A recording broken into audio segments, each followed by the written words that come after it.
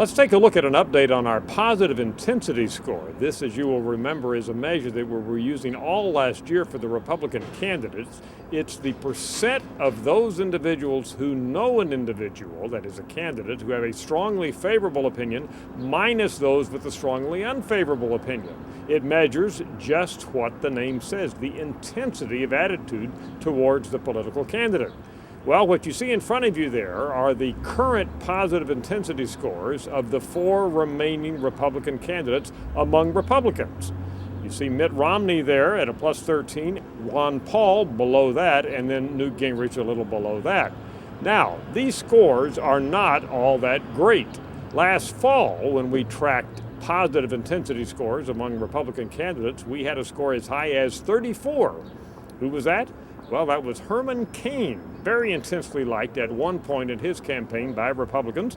We had Mike Huckabee, way back when he was pondering a possible candidacy for his party's nomination at a 27.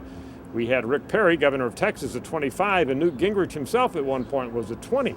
So you can see that current 13 for Mitt Romney, by way of comparison, is fairly weak.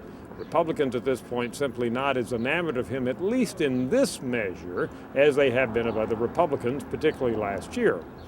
Now, another point of comparison is Barack Obama among Democrats. Look at the score for Barack Obama there, a plus 36. In other words, Democrats are much more excited about Barack Obama than are Republicans about Mitt Romney, at least at this point in time, i.e., Mitt Romney is not Mr. Excitement.